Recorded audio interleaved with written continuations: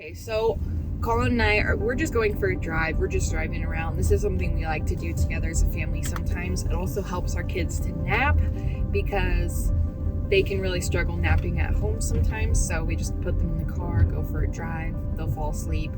And we kind of, our thing a lot of the times is to go drive by like ginormous mansions and just like dream about our future and these kinds of like homes that we think are beautiful. And we've just been stumbling upon the topic of like church stuff and, you know, where our faith is at and where we see ourselves and just all kinds of stuff. And I was like, maybe I should pull out the camera and we can talk about this stuff on camera since we are vlogging all of this stuff anyway, for, you know, this journey. But we were kind of talking about, you know, where we stand and wanting to be careful with our feelings. One thing in particular is, you know, I was kind of saying I feel like it's really easy to think negatively about the Mormon church and our experiences and the things that we've learned. It's really easy to come up with things to talk about in a kind of hateful way and resentment and stuff like that. And really it's just because, I mean, this kind of just felt like a bomb just dropped on us, and so it's much easier to do that. But a conversation we had with my aunt and uncle, who also left the church, they warned us about people who leave the church and become the complete opposite, and they become hateful towards the church, and everything tied to it is evil and all of this stuff, and just, it's just horrible. And he said, you know, he really recommended against allowing that to happen to our hearts, and to remember all of the good that we have received from the church, all of the good that has had an effect on our lives. And there's so much, like, once I like can get out of my, you know, upset mindset, once I can get out of that and intentionally think about the good, I don't have any negative feelings about my parents raising me in the church, baptizing me when I was 8. Like, I know a lot of people do struggle with that. They're like, I wish it would have been more my choice and stuff like that. And I don't feel that way because there was so much good. Yeah, just thinking back about like my whole experience with the church community, like growing up and doing like young men's activities and like summer camps and all those like really positive experiences. Like, I don't have any sort of ill feelings about any of that. It was all positive. And so I genuinely don't have any sort of animosity or hatred towards anything or anyone that is still an active member of the church. Like, my family's all still, I mean, a lot of them are still very active and involved in the church. And like, it would never change the way that I would feel about them in the same way that I would hope me stepping away would change the way they look at me. You need to have your own journey, and it's important for you to like create your own testimony instead of leaning on your parents' testimony. You know, all of it's almost like I feel like they believe the things that they're saying, but I also feel like their beliefs in what I'm doing being wrong outweighs that, and they're trying to mask it with respectful things, if that makes sense. And I don't feel like I'm like offensively taking it that way, you know? I just feel like sometimes you can just kind of feel that vibe that like when someone's saying nice things, but you feel like this undertone still of just negativity. Like, what is that? Is that like being passive aggressive? Yeah, is that what that is? Or condescending? Yeah, to look at it. Where you're kind of like being nice, but like you're not, if that makes sense. One person who doesn't know at all yet is my dad. And, you know, for anybody that's new around here, I have 2 dads. I have one who is my dad, who raised me from the time he adopted me when I was 2. He is my dad. He raised me. He brought me up to be who I am today. He's my dad, always will be, forever. And then there's my biological father, who did not raise me. I didn't meet him until I was around 15 years old or so, and then didn't really start building much of a relationship with him until I was 18, and now I'm 23. So my biological dad knows about where we are at right now. He's made it very clear that he does not approve. Has actually said things that hurt me very badly, and I was honest with him and I told him that, and it definitely crushed him. He felt so bad. He admitted that, the things that he was saying were coming from anger. He kind of said some things to try and have excuses at the same time, so it was kind of like one of these back and forth things. Maybe I'll share some of the messages on this video, who knows. Maybe, it would take me so long to go through and read through everything that we talked about, but anyway. But my dad, who raised me, does not know any of this, and a part of me wishes that I could be sharing this with the world, sharing this with people in my experience, and somehow keep him from being able to see any of it. My heart wants to do that because I want to protect his heart, because I know how he would feel if he knew. And his opinion matters to me.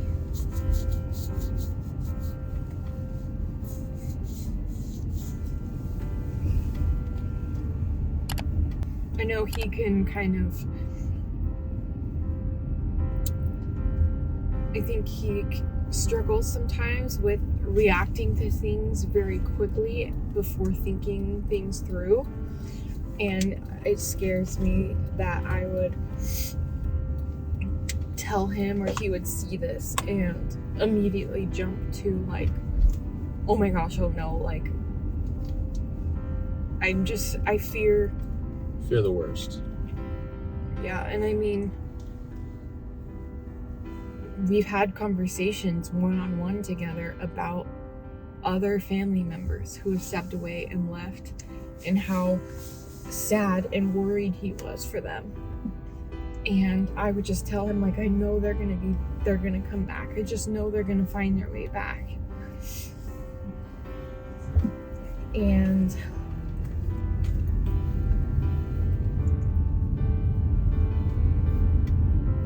I don't know. It kind of interests me because I feel like certain parts of his personality are similar to yours, and one of the things being I had told you that if you weren't born and raised in the church, I wondered if you would ever become a member because of so much that is unknown, or the controversies and stuff. You're such a logical person that I don't know, that's just a thought that I've had, that we don't want to become atheist. And we also it's so hard to even say certain things out loud about what we believe or what we want or what we know, because we're just kind of floating in space right now when it comes to religion. And when Colin first said that about not hoping and not wanting to become atheist, and not that there's anything wrong with being atheist, just for our lives, that just doesn't feel right. It doesn't feel like what we want for our own lives. And I said to Colin, I don't know if I could ever bring myself to accepting that as truth, because I don't know that I would be able to continue to live on this earth throughout my life happily and motivated and having like loved ones who have passed away, feeling like there's nothing after, feeling like they're not still like around and with me, like I that would just, I think, completely shatter me. I wouldn't understand what the point was of even being here. Why do we even exist? Like, I don't think my heart could handle that, so I don't want to even go there. Yeah. It's not necessarily that I'm trying to like predetermine what my beliefs will be, in the sense that, like, because I could say I don't want to become an atheist and people would just say, well, then just keep believing and just keep having faith. To me, it's more, I want to come to know what I actually believe through a process that makes sense to me, that is a reliable process to myself. And when you go through like a faith crisis, so to speak, it, like, you're almost forced in a way, maybe not everybody experiences the same way, but you're almost forced to kind of hit the reset button on like, okay, what do I believe then? And right now I would say I still believe in God, very much so, because I have had a lot of these experiences that I would say are very spiritual and make me feel that way. And I still have a lot of belief in the scriptures, the Bible, and even a lot of the stuff that I've read in the Book of Mormon I've had. I'm not going to be one to necessarily say that I am at the point where I'm comfortable with saying that I'm leaving, because I'm still, I have no idea. Yeah. Somehow, I have an aunt and uncle who are still active members in the church who know all of the things that I know. They have all of the information and they know. They're disgusted with it. They have all kinds of things with the church that they do not like, that they wish would be differently, that they wish would be different. So much in like the culture and the people. They admitted that they do not believe that this church is being led by Christ, that it is being led by people, and that there's a lot that needs to change. They are like extremely progressive Mormons, I think. They know all of this stuff, and they still have reason and testimonies to stay. And in my opinion, it doesn't seem to be out of any type of fear-based anything, or feeling like they have to, or I'm just comfortable Seems very with genuine. this. And so I think in my mind, I just want to know why even more. Like, yeah, I want to know, like, maybe I want to have more conversations with them. Yeah. So I asked on my Instagram stories for anybody who had any questions, concerns, comments, anything like that related to this whole faith crisis situation. I left everybody anonymous unless they requested otherwise, and I didn't have anybody message me who requested otherwise, so I won't be mentioning anybody's names. But these are some questions that we received. Some of them are comments or concerns that I'll read. Yeah, I thought we could do that here. Okay, so first question is, are you having doubts due to people in your ward, or is it much higher up? Do you want me to take this one first? Yeah. So for me, it's much higher up. It's also at the ward level, but not necessarily my ward. Yeah, it's not specific to our ward. I had a situation with a family member that was traumatic. Had a traumatic experience with somebody that was serving as a bishop, and the whole situation of getting that person removed from their position of being a bishop was way too slow. The church acted way too slow and just not, in my opinion. They were trying to protect this individual who was serving as bishop and also kind of protect the church's image overall. Can I butt in really quick? I think something that's very important to mention about this situation is that this bishop committed crimes. This bishop sexually assaulted somebody on multiple occasions, stalked them for a very long time, harassed them, and also stalked minors and harassed minors and trying to figure out more information about the specific person. Would, send this person pornographic stuff, and then next day send them like a general conference talk or like something church related. Very horrible stuff. And he should have been removed from his position as a bishop. When we took the information when the information was taken to this bishop's stake president, which is someone above him, he wanted to sweep it under the rug. He wanted to keep the bishop in his position, like, oh, he's sorry, all of the stuff, whatever. Both of them, and I've had other people who are still very active members in the church who also agreed, like, both of them deserve to be removed from their position, and that stake president should not be. And it supposedly went up to someone who was in the area 70, which, there's the prophet of the church. He has 2 counselors, and then there's the 12 apostles, and then beneath them, there's the area 70. So there's 70 members who also have a lot of authority in the church. And supposedly it went up to one of them, and they also agreed to sweep it under the rug and let him continue to be a Which bishop. we don't necessarily know how much of the story he got. But the point of it all is I started to question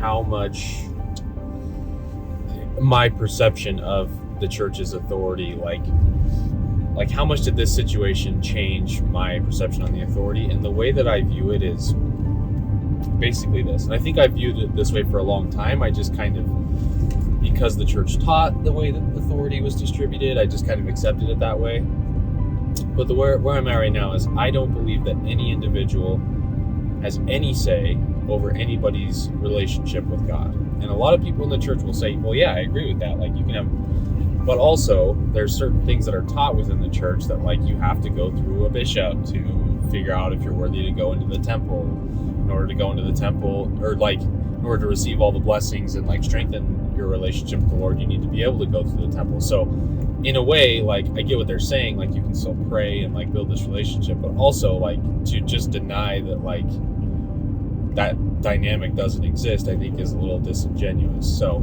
next question is, you said you're progressive Mormon, I believe. So what's your thoughts on caffeine, alcohol, and gay marriage? So let's start with caffeine. The biggest like controversial one that you hear about is coffee. There have been times where people in the church who are high up have been very specific with using the word coffee as, being something to not partake of. I also don't believe that. It might be for some people. I think if, some people really have addictive tendencies for it, or, the higher caffeine content, if that's difficult for some people, if you get really jittery or if you have heart problems or things like that, then that's definitely not something that would, apply to you.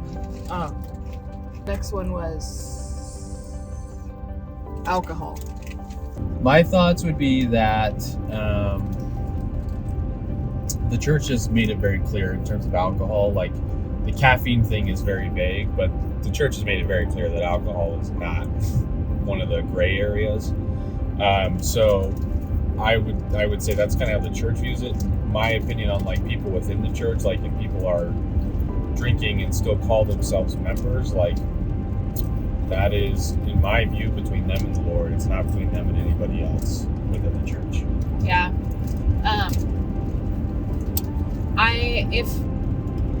If I were able to change those rules, I guess you could say, I don't think I would make alcohol absolutely forbidden.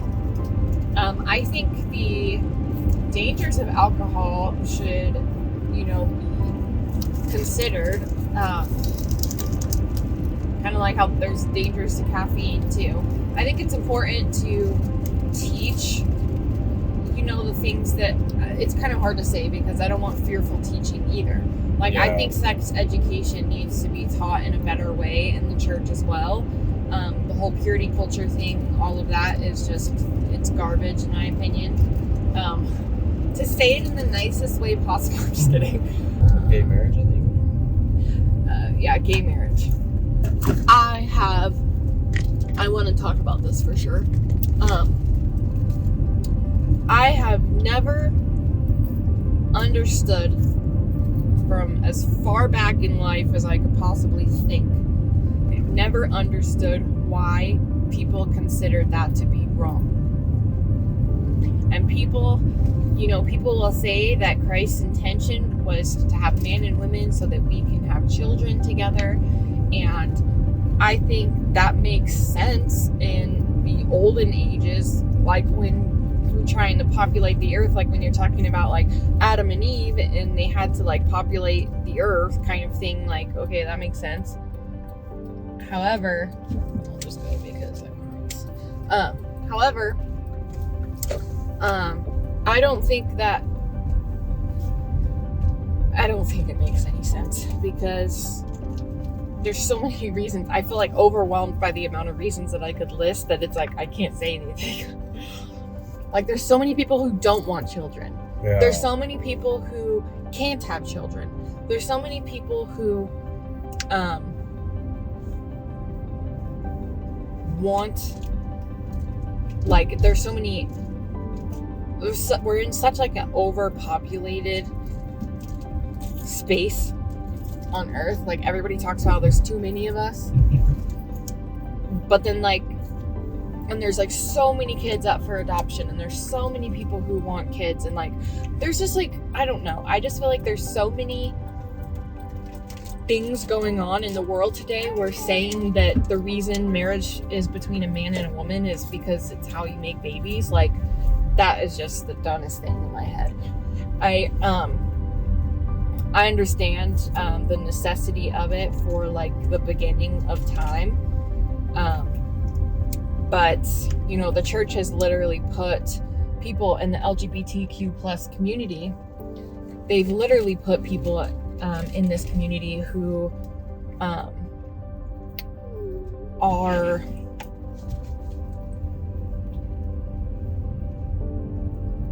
actively pursuing gay relationships, relations, anything of the sort, promoting that it's okay, all of these things, that is just as bad as being a pedophile. And the church literally has that. The disciplinary action for, that is the same as if you, as an adult, had sexual relations with a child or murdered somebody.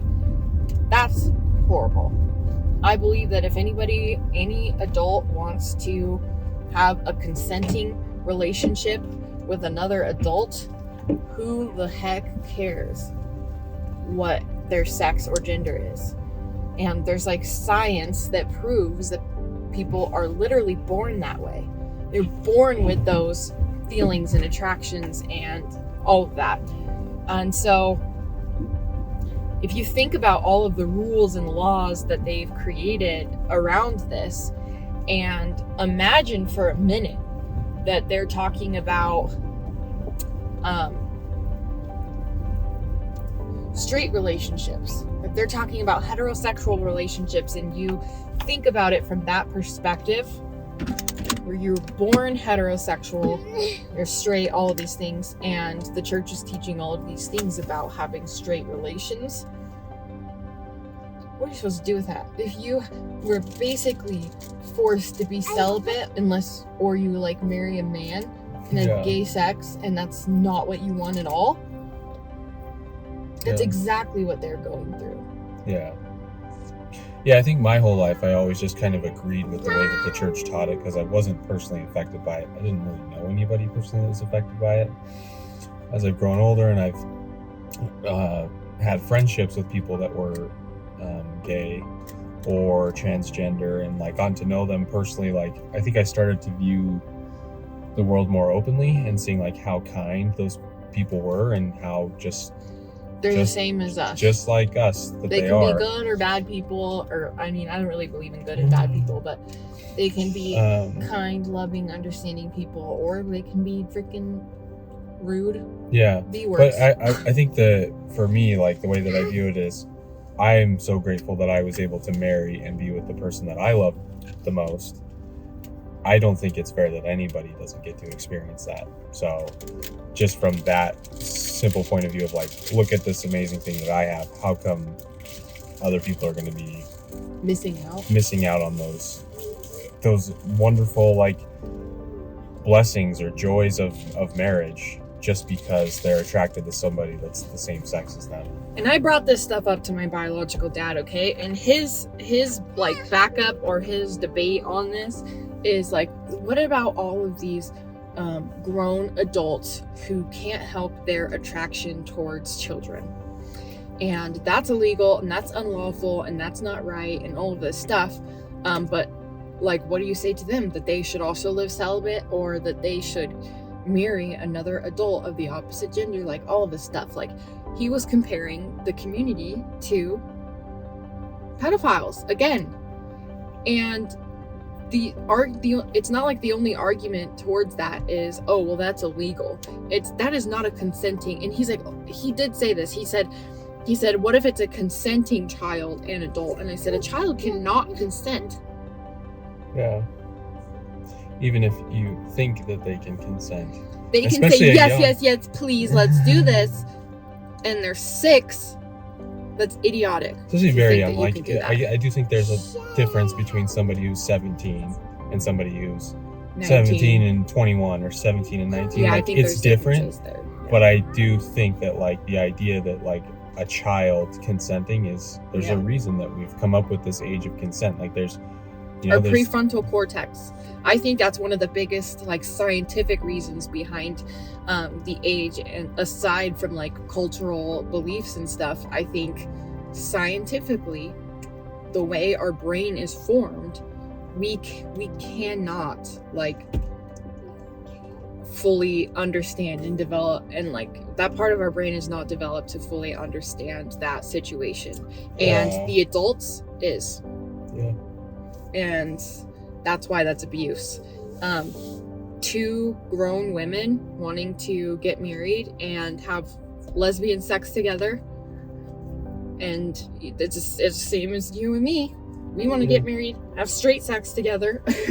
Like, to say that is abusive, all of that, and I don't know. I have huge feelings. It's something that I think that I can only hope that is something that ends up changing in the church. I probably wouldn't see anything like that happening anytime soon, but I believe that anyone who wants to get married in the temple should be able to get married in the temple. If the church wants to have their own beliefs on the differences between an earthly marriage and a sealing for an eternal marriage, that can be different. That can be in and of its own self. But anybody should be able to go into the temple and they can get married there if they want to, whether you're members or not. I think anybody should be able to attend weddings. Like, if Colin and I were to go get married and, say there's somebody in our family who is not considered worthy in the church, they don't get to come inside, even if it's straight up your mom or dad. They cannot come inside and watch you be married if they are not considered worthy in the eyes of even someone as small as a bishop. Yeah. And bishops have differing beliefs because they're different people on what's okay and what's not. And that's just like a whole thing in and of itself. The last thing was, do you have any doubts about any of the teachings in the church? I feel like we could go on and on about that. We might want to go inside to talk about that one. Yeah. Let's get the kids inside.